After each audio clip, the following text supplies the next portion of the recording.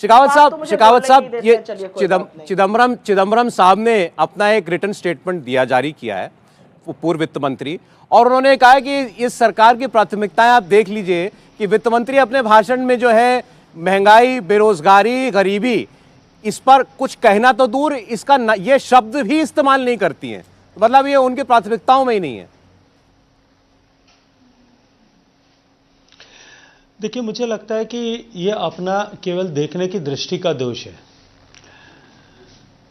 अगर वित्त मंत्री स्किलिंग की बात करती है, फ्यूचर रेडी टेक्नोलॉजीज के साथ में हमारे युवाओं को स्किल करने की बात करती है, कृषि के क्षेत्र में जो है हम किस तरह से उन्नति कर सकते हैं, प्रगति कर सकते हैं, इसकी बात करती है, किसान की बात करती है, युवाओं की बात करती है और उनको कैपेसिटी बिल्डिंग की बात करती है, तो मुझे लगता है कि उनको क्यों करके ऐसा नहीं दिखाई देता कि इसमें कहीं भी जो है इन विषयों को एड्रेस करने के लिए बात नहीं की गई है। और इसके अतिरिक्त गरीब की बात नहीं करने की चर्चा जहां हो रही है, हर घर में बैंक का खाता खुला है, वो गरीब के घर में ही खुला है। हर घर में बैंक का जो है हर घर में शौचालय बना है, वो गरीब के घर में बना है। हर गरीब को घर मिला है, वो गरीब व्यक्ति को मिला है। हर एक व्यक्ति को पानी का कनेक्शन मिल रहा है, वो गरीब व्यक्ति को मिल रहा है। फर्क सिर्फ इतना है कि चिदम्बरम साहब और उनकी पार्टी सिर्फ गरीब की बात करती थी और बात करके और गरीब के वोट लेने की कोशिश करती थी, उसको वोट का एक बैंक मानती थी ताकि गरीब गरीब बना रहे और उनको निरंतर गरीब की चर्चा करके वोट मिलता रहे। माननीय मोदी जी की सरकार उनके नेतृत्व में गरीब के जीवन में परिवर्तन लाने के लिए काम करती है, पर कैपिटा इनकम को बढ़ाती है, करोड़ों लोगों को गरीबी की रेखा से बाहर निकालती है, उनका हैंड होल्डिंग करती है, उनको कैपेसिटी बिल्डिंग करती है, उनको स्ट्रेंथन करती है। एक गरीब की चर्चा करने वाले लोग हैं, दूसरे गरीब के जीवन में परिवर्तन करने वाले लोग हैं। मुझे लगता है इस विषय को इस दृष्टि से देखना और समझना पड़ेगा। जी, इस पर मैं कमेंट ले लूं। सुप्रिया जी आपकी बात पर जरा रिस्पॉन्ड करना चाह रही थी, आज फोन कट गया था, तभी आपकी बात पर वो कह रही थी। जी सुप्रिया जी। नहीं, गरीबों की क्योंकि बात हो रही है तो जानकारी के लिए बता दूं शेखावत साहब को कि 83% इस देश की आय गिरी है।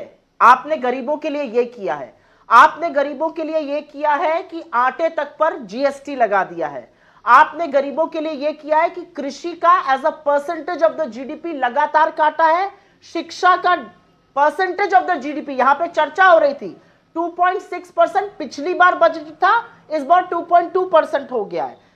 स्वास्थ्य का पिछली बार 1.98% इस बार हो गया, पिछली बार 2.5 था।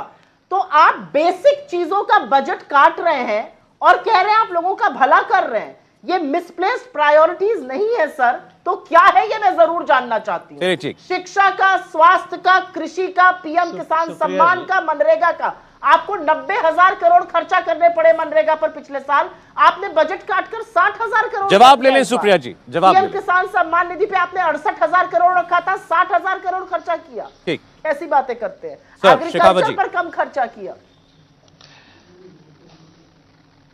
देखिए सुप्रिया जी, मैं अत्यंत सम्मान के साथ में आपसे कहना चाहता हूं कि आप कहते हैं कि आटे पर जीएसटी लगाया है, लेकिन दूसरी बार कम से कम आप इसके लिए तो धन्यवाद देते कि 80 करोड़ लोगों को 28 महीने तक मुफ्त राशन दिया है, दाल और गेहूं दिया है, चावल दिया है, और आगे 1 साल तक भी उनको मुफ्त देंगे, उसके बारे में चर्चा की है। कम से कम हम दोनों चीज़ों को दोनों आंखें खोल करके देखें तो ज़्यादा अनुकूल होगा। नरेगा की चर्चा आपने की, पीएम किसान सम्मान निधि की आपने चर्चा की। पीएम किसान सम्मान निधि के जो आंकड़े हैं वो स्टेट्स प्रोवाइड करता है कि कौन किसान, कितने किसान उसके लिए पात्र हैं और उन किसानों को दिया जाना है। स्टेट्स ने जो आंकड़े अनुमानित दिए हैं और उन आंकड़ों के आधार पर भारत सरकार डिसबर्समेंट कर रही है। उसमें भारत सरकार ने बजट का इतना प्रावधान किया एक मोटे आकलन के आधार पर, लेकिन जितने आंकड़े प्रदेश ने उपलब्ध कराए, किसानों की सूचियां उपलब्ध कराई, उनको भुगतान किया गया। नरेगा की अगर बात करें तो ये डिमांड ड्रिवन स्कीम है। जितनी डिमांड बी के बात करने के बजाय आप आरई की बात कीजिए, कितना डिमांड में पिछली बार कितना खर्च हुआ, उसके तुलना में अब की बार कितना पैसा जो है वो रखा गया है।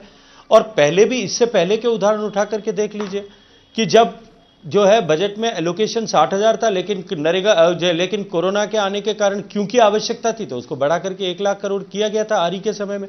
आप अपने समय में जब आपकी सरकारें हुआ करती थी उस समय में किस तरह से बजट पे कितना उसके लिए बजट एलोकेशन होता था और कितना उस पर खर्च हो करता था, एक बार उन आंकड़ों को भी उठा करके देखिए। Wrong sir.